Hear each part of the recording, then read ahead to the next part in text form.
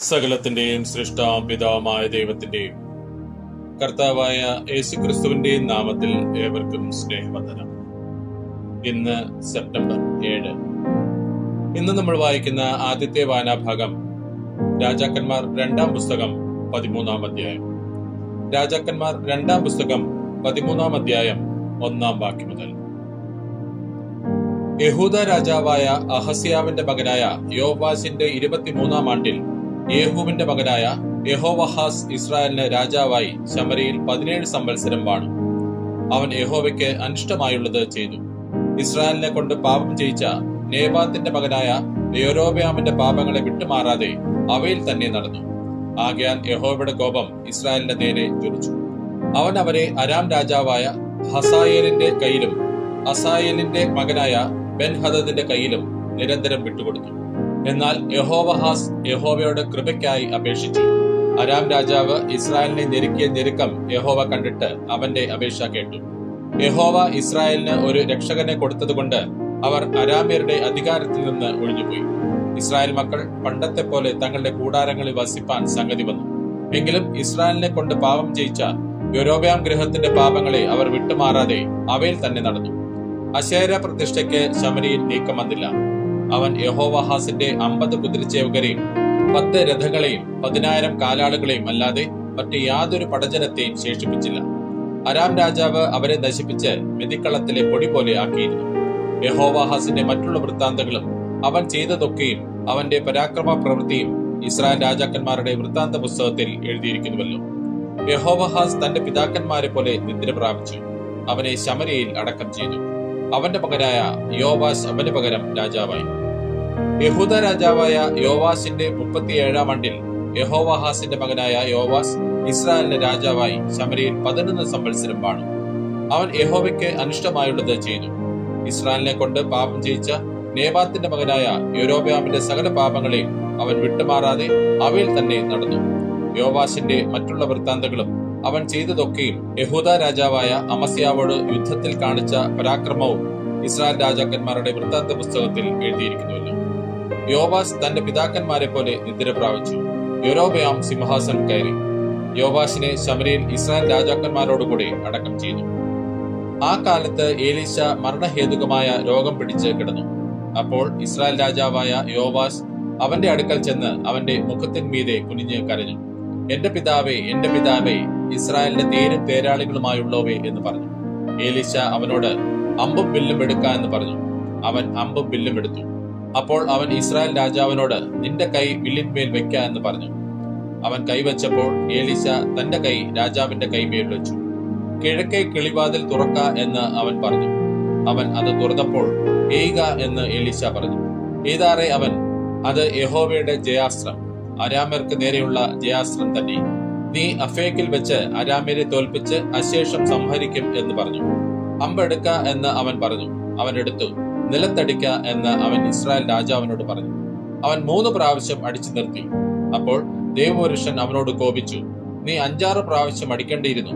എന്നാൽ നീ അരാമ്യരെ തോൽപ്പിച്ച് അശേഷം സംഹരിക്കുമായിരുന്നു.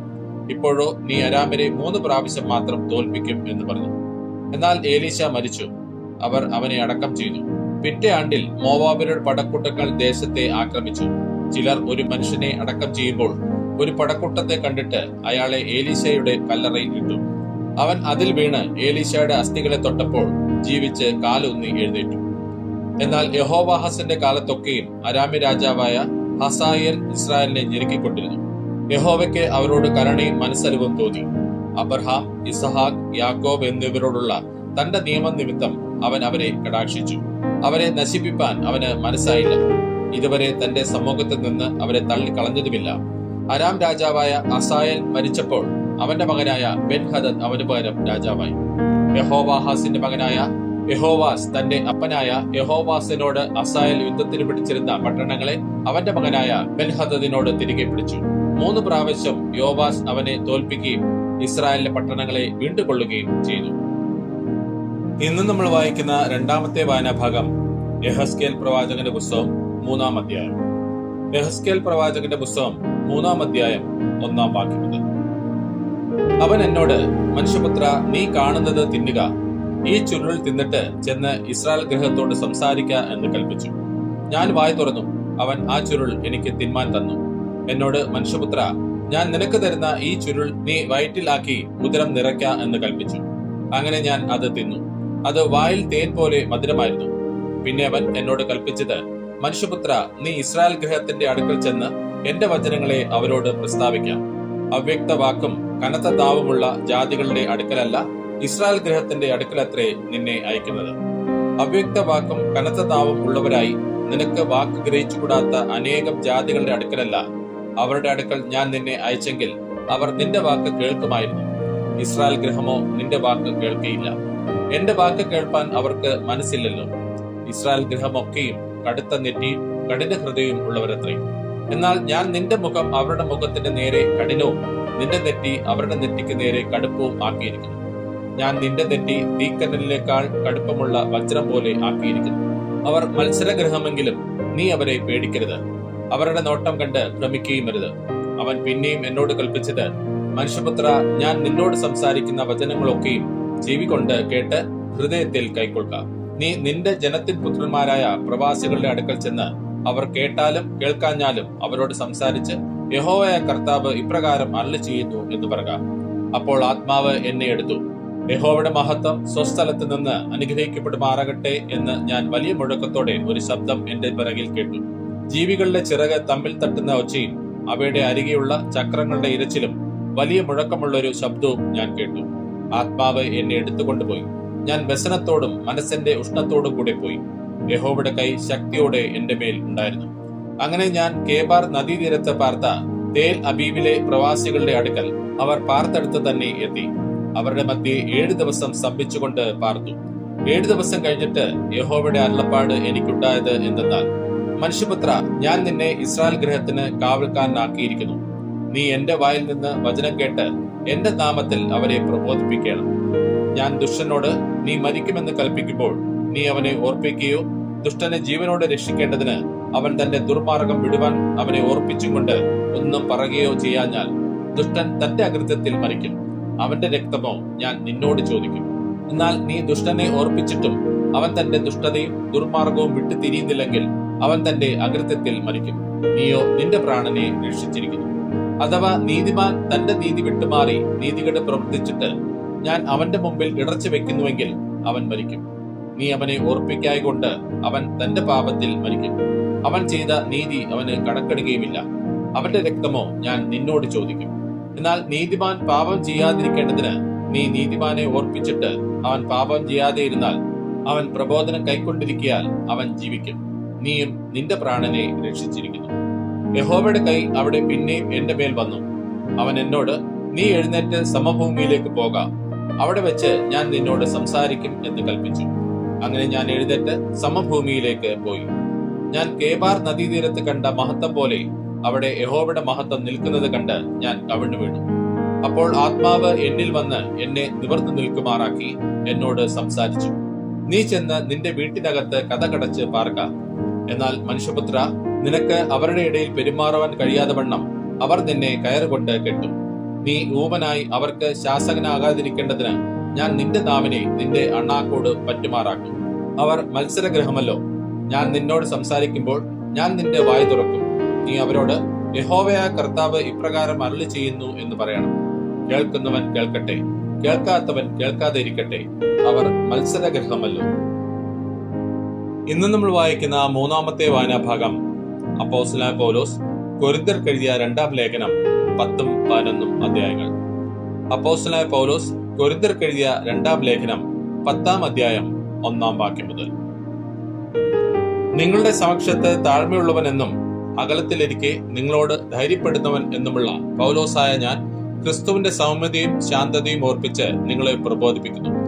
ഞങ്ങൾ ജഡത്തെ അനുസരിച്ച് നടക്കുന്നുവെന്ന് നിരൂപിക്കുന്ന ചിലരോട് ധീരത കാണിപ്പാൻ ഞാൻ ഭാവിക്കുന്നു. ഞാൻ നിങ്ങളുടെ അടുക്കൽ വരുമ്പോൾ അങ്ങനെ ഖണ്ഡിതമായ ധൈര്യം കാണിപ്പാൻ ഇടവരരുത് എന്ന് അപേക്ഷിക്കുന്നു. ഞങ്ങൾ ജഡത്തിൽ സഞ്ചരിക്കുന്നവരെങ്കിലും ജഡപ്രകാരം പോരാടുന്നില്ല. ഞങ്ങളുടെ പോരിന്റെ ആയുധങ്ങളോ ജഡികങ്ങൾ അല്ല, കോട്ടകളെ ഇടിപ്പാൻ ദൈവസന്നിധിയിൽ ശക്തിയുള്ളവ തന്നെ. അവയാൽ ഞങ്ങൾ സങ്കല്പങ്ങളും ദൈവത്തിന്റെ പരിജ്ഞാനത്തിന് വിരോധമായി പോകുന്ന എല്ലാ ഉയർച്ചയും ഇടിച്ചു കളഞ്ഞ് ഏത് വിചാരത്തെയും ക്രിസ്തുവിനോടുള്ള അനുസരണത്തിനായി പിടിച്ചടക്കി നിങ്ങളുടെ അനുസരണം തികഞ്ഞു വരുമ്പോൾ എല്ലാ അനുസരണക്കേടിനും പ്രതികാരം ചെയ്യുവാൻ ഒരുങ്ങിയുമിരിക്കുന്നു. നിങ്ങൾ പുറമെയുള്ളത് നോക്കുന്നു. താൻ ക്രിസ്തുവിനുള്ളവൻ എന്ന് ഒരുത്തൻ ഉറച്ചിരിക്കുന്നുവെങ്കിൽ അവൻ ക്രിസ്തുവിനുള്ളവൻ എന്ന പോലെ ഞങ്ങളും ക്രിസ്തുവിനുള്ളവർ എന്ന് അവൻ പിന്നെയും നിരൂപിക്കട്ടെ. നിങ്ങളെ ഇടിച്ചു കളവാനല്ല പണിവാനത്രേ കർത്താവ് ഞങ്ങൾക്ക് തന്ന അധികാരത്തെക്കുറിച്ച് ഒന്ന് അധികം പ്രശംസിച്ചാലും ഞാൻ ലജ്ജിച്ചു പോകയില്ല. ഞാൻ ലേഖനങ്ങളെ കൊണ്ട് നിങ്ങളെ പേടിപ്പിക്കുന്നു എന്ന് തോന്നരുത്. അവന്റെ ലേഖനങ്ങൾ ഘനവും ഊറ്റവും ഉള്ളവ തന്നെ. ശരീരസന്നിധിയോ ബലഹീനവും വാക്ക് നിന്ദ്യവുമത്രേ എന്ന് ചിലർ പറയുന്നുവല്ലോ. അകലെ ഇരിക്കുമ്പോൾ ഞങ്ങൾ ലേഖനങ്ങളാൽ വാക്കിൽ എങ്ങനെയുള്ളവരോ അരികത്തിരിക്കുമ്പോൾ പ്രവൃത്തിയിലും അങ്ങനെയുള്ളവർ തന്നെയെന്ന് അങ്ങനത്തവൻ നിരൂപിക്കട്ടെ. തങ്ങളെ തന്നെ ശ്ലാഘിക്കുന്ന ചിലരോട് ഞങ്ങളെ തന്നെ ചേർത്തൊരുമിപ്പാനോ ഉപമിപ്പാനോ തുനിയുന്നില്ല. അവർ തങ്ങളാൽ തന്നെ തങ്ങളെ അളക്കുകയും തങ്ങളോട് തന്നെ തങ്ങളെ ഉപമിക്കുകയും ചെയ്യുന്നത് കൊണ്ട് തിരിച്ചറിവുള്ളവരല്ല. ഞങ്ങളോ അളവില്ലാത്തവണ്ണമല്ല നിങ്ങളുടെ അടുക്കലോളം എത്തുമാറ് ദൈവം ഞങ്ങൾക്ക് അളന്നു തന്ന അതിരിന്റെ അളവിന് ഒത്തവണ്ണമത്രേ പ്രശംസിക്കുന്നത്. ഞങ്ങൾ നിങ്ങളുടെ അടുക്കലോളം എത്താതെ അതിർ കടന്നു പോകുന്നു എന്നല്ല, ക്രിസ്തുവിന്റെ സുവിശേഷം പ്രസംഗിച്ചുകൊണ്ട് ഞങ്ങൾ നിങ്ങളുടെ അടുക്കലോളം വന്നിട്ടുണ്ടല്ലോ. ഞങ്ങൾ മറ്റുള്ളവരുടെ പ്രയത്നഫലം കൈവശമാക്കി അളവില്ലാതെ പ്രശംസിക്കുന്നു എന്നുമില്ല. നിങ്ങളുടെ വിശ്വാസം വർദ്ധിച്ചാൽ ഞങ്ങളുടെ അതിരിനകത്ത് നിങ്ങളുടെ ഇടയിൽ അത്യന്തം വലുതായ ഫലം പ്രാപിപ്പാനും മറ്റൊരുത്തിന്റെ അതിരിനകത്ത് സാധിച്ചതിൽ പ്രശംസിക്കാതെ നിങ്ങൾക്ക് അപ്പുറത്തുള്ള ദിക്കുകളോളം സുവിശേഷം പ്രസംഗിപ്പാനും ആശിക്കയത്രേ ചെയ്യുന്നു. പ്രശംസിക്കുന്നവൻ കർത്താവിൽ പ്രശംസിക്കട്ടെ. തന്നെത്താൻ പുകഴ്ത്തുന്നവനല്ല, കർത്താവ് പുകഴ്ത്തുന്നവനത്രേ കൊള്ളാകുന്നവൻ. അപ്പോസ്തലനായ പൗലോസ് കൊരിന്ത്യർക്ക് എഴുതിയ 2-ാം ലേഖനം 11-ാം അധ്യായം 1-ാം വാക്യം മുതൽ. നിങ്ങൾ എന്റെ പക്കൽ അസാരം ബുദ്ധിഹീനത പുറത്തുകൊണ്ടാൽ കൊള്ളാമായിരുന്നു. അതെ, നിങ്ങൾ എന്നെ പുറത്തുകൊള്ളുന്നുവല്ലോ. ഞാൻ നിങ്ങളെക്കുറിച്ച് ദൈവത്തിന്റെ എരിവോടെ എരിയുന്നു. ഞാൻ ക്രിസ്തു എന്ന ഏക പുരുഷന് നിങ്ങളെ നിർമ്മല കന്യകയായി ഏൽപ്പിപ്പാൻ വിവാഹ നിശ്ചയം ചെയ്തിരിക്കുന്നു. എന്നാൽ സർപ്പം ഹവ്വായെ ഉപായത്താൽ ചതിച്ചതുപോലെ നിങ്ങളുടെ മനസ്സ് ക്രിസ്തുവിനോടുള്ള ഏകാഗ്രതയും നിർമ്മലതയും വിട്ട് വഷളായി പോകുമോ എന്ന് ഞാൻ ഭയപ്പെടുന്നു. ഒരുത്തൻ വന്ന് ഞങ്ങൾ പ്രസംഗിക്കാത്ത മറ്റൊരു യേശുവിനെ പ്രസംഗിക്കുകയോ നിങ്ങൾക്ക് ലഭിക്കാത്ത വേറൊരു ആത്മാവെങ്കിലും നിങ്ങൾ കൈക്കൊള്ളാത്ത വേറൊരു സുവിശേഷമെങ്കിലും ലഭിക്കുകയോ ചെയ്യുമ്പോൾ നിങ്ങൾ പൊറുക്കുന്നത് ആശ്ചര്യം. ഞാൻ അതിശ്രേഷ്ഠതയുള്ള അപ്പോസ്തലന്മാരെക്കാൾ ഒട്ടും കുറഞ്ഞവനല്ല എന്ന് നിരൂപിക്കുന്നു. ഞാൻ വാക് സാമർത്ഥ്യമില്ലാത്തവൻ എങ്കിലും പരിജ്ഞാനമില്ലാത്തവനല്ല. ഞങ്ങൾ അത് നിങ്ങൾക്ക് എല്ലായ്പ്പോഴും എല്ലാവിധത്തിലും വെളിപ്പെടുത്തിയിരിക്കുന്നുവല്ലോ. അല്ലെങ്കിൽ ഞാൻ ദൈവത്തിന്റെ സുവിശേഷം നിങ്ങൾക്ക് സൗജന്യമായി പ്രസംഗിച്ചുകൊണ്ട് നിങ്ങൾ ഉയരേണ്ടതിന് എന്നെ തന്നെ താഴ്ത്തുകയാൽ പാപം ചെയ്തു. നിങ്ങളുടെ ഇടയിൽ ശുശ്രൂഷ ചെയ്യുവാൻ ഞാൻ മറ്റ് സഭകളെ കവർന്ന് അവരോട് ചെലവിന് വാങ്ങി. നിങ്ങളുടെ ഇടയിൽ ഇരുന്നപ്പോൾ മുട്ടുണ്ടായാറെ ഞാൻ ഒരുത്തനെയും ഭാരപ്പെടുത്തിയില്ല. മക്കദോനിയിൽ നിന്ന് വന്ന സഹോദരന്മാരത്രേ എന്റെ മുട്ടുതീർത്തത്. ഞാൻ ഒരു വിധേയനെയും നിങ്ങൾക്ക് ഭാരമായി തീരാതെ വണ്ണം സൂക്ഷിച്ചു, മേലാലും സൂക്ഷിക്കും. എന്നിലുള്ള ക്രിസ്തുവിന്റെ സത്യത്താണ് അഖായ പ്രദേശങ്ങളിൽ ഈ പ്രശംസ എനിക്ക് ആരും ഇല്ലാതാക്കുകയില്ല. അതെന്തുകൊണ്ട്? ഞാൻ നിങ്ങളെ സ്നേഹിക്കായക കൊണ്ടോ? ദൈവം അറിയുന്നു. എന്നെ നിന്ദിപ്പാൻ കാരണം അന്വേഷിക്കുന്നവർക്ക് കാരണം അറുത്തു കളയേണ്ടതിന് ഞാൻ ചെയ്യുന്നത് മേലാലും ചെയ്യും. അവർ പ്രശംസിക്കുന്ന കാര്യത്തിൽ ഞങ്ങളെപ്പോലെ അവരെ കാണട്ടെ. ഇങ്ങനെയുള്ളവർ കള്ള അപ്പോസ്തലന്മാർ, കപടവേലക്കാർ, ക്രിസ്തുവിന്റെ അപ്പോസ്തലന്മാരുടെ വേഷം ധരിക്കുന്നവരത്രേ. അത് ആശ്ചര്യവുമല്ല, സാത്താൻ താനും വെളിച്ചദൂതന്റെ വേഷം ധരിക്കുന്നുവല്ലോ. ആകയാൽ അവന്റെ ശുശ്രൂഷക്കാർ നീതിയുടെ ശുശ്രൂഷക്കാരുടെ വേഷം ധരിച്ചാൽ അതിശയമല്ല. അവരുടെ അവസാനം അവരുടെ പ്രവൃത്തികൾക്ക് ഒത്തതായിരിക്കും. ആരും എന്നെ ബുദ്ധിഹീനൻ എന്ന് വിചാരിക്കരുത് എന്ന് ഞാൻ പിന്നെയും പറയുന്നു. വിചാരിച്ചാലോ ഞാനും അല്പം പ്രശംസിക്കേണ്ടതിന് ബുദ്ധിഹീനനെ പോലെയെങ്കിലും എന്നെ കൈക്കൊള്ളുവിൻ. ഞാൻ ഈ സംസാരിക്കുന്നത് കർത്താവിന്റെ ഹിതപ്രകാരമല്ല. പ്രശംസിക്കുന്ന ഈ അതിധൈര്യത്തോടെ ബുദ്ധിഹീനനെ പോലെ അത്രേ സംസാരിക്കുന്നത്. പലരും ജഡപ്രകാരം പ്രശംസിക്കയാൽ ഞാനും പ്രശംസിക്കും. നിങ്ങൾ ബുദ്ധിമാന്മാർ ആകയാൽ ബുദ്ധിഹീനരെ സന്തോഷത്തോടെ പൊറുക്കുന്നുവല്ലോ. നിങ്ങളെ ഒരുവൻ അടിമപ്പെടുത്തിയാലും ഒരുവൻ തിന്നുകളഞ്ഞാലും ഒരുവൻ പിടിച്ചുകൊണ്ടുപോയാലും ഒരുവൻ അഹങ്കരിച്ചാലും ഒരുവൻ നിങ്ങളെ മുഖത്തടിച്ചാലും നിങ്ങൾ പൊറുക്കുന്നുവല്ലോ. അതിൽ ഞങ്ങൾ ബലഹീനരായിരുന്നുവെന്ന് ഞാൻ മാനം കെട്ട് പറയുന്നു. എന്നാൽ ആരെങ്കിലും ധൈര്യപ്പെടുന്ന കാര്യത്തിൽ ഞാൻ ബുദ്ധിഹീനനായി പറയുന്നു. ഞാനും ധൈര്യപ്പെടുന്നു. അവർ എബ്രായരോ? ഞാനും അതെ. അവർ ഇസ്രായേലരോ? ഞാനും അതെ. അവർ അബ്രഹാമിന്റെ സന്തതിയോ? ഞാനും അതെ. ക്രിസ്തുവിന്റെ ശുശ്രൂഷക്കാരനോ? ഞാൻ ബുദ്ധിപരമായി സംസാരിക്കുന്നു. ഞാൻ ഏറ്റവും അധികം അധ്വാനിച്ചു. അധികം പ്രാവശ്യം തടവിലായി, അനവധി അടികൊണ്ടു, പലപ്പോഴും പ്രാണഭയത്തിലായി. യഹൂദരാൽ ഞാൻ ഒന്നു കുറയാ 40 അടി 5 വട്ടം കൊണ്ടു. 3 വട്ടം കോലിനാൽ അടികൊണ്ടു, ഒരിക്കൽ കല്ലേറ് കൊണ്ടു, 3 വട്ടം കപ്പൽ ഛേദത്തിൽ അകപ്പെട്ടു, 1 രാപ്പകൽ വെള്ളത്തിൽ കഴിച്ചു. ഞാൻ പലപ്പോഴും യാത്ര ചെയ്തു. നദികളിലെ ആപത്ത്, കള്ളന്മാരാലുള്ള ആപത്ത്, സ്വജനത്താലുള്ള ആപത്ത്, ജാതികളാലുള്ള ആപത്ത്, പട്ടണത്തിലെ ആപത്ത്, കാട്ടിലെ ആപത്ത്, കടലിലെ ആപത്ത്, കള്ള സഹോദരന്മാരാലുള്ള ആപത്ത്, അധ്വാനം, പ്രയാസം, പലവട്ടം ഉറക്കിളപ്പ്, പൈതാഹം, പലവട്ടം പട്ടിണി, ശീതം, നഗ്നത എന്നീ അസാധാരണ സംഗതികൾ ഭവിച്ചത് കൂടാതെ എനിക്ക് ദിവസേന സർവ്വസഭകളെ കുറിച്ചുള്ള ചിന്താഭാരമെന്ന തിരക്കുമുണ്ട്. ആർ ബലഹീനനായിട്ട് ഞാൻ ബലഹീനനാകാതെ ഇരിക്കുന്നു, ആർ ഇടറിപ്പോട്ട് ഞാൻ അഴലാതിരിക്കുന്നു. പ്രശംസിക്കണമെങ്കിൽ എന്റെ ബലഹീനത സംബന്ധിച്ച് ഞാൻ പ്രശംസിക്കും.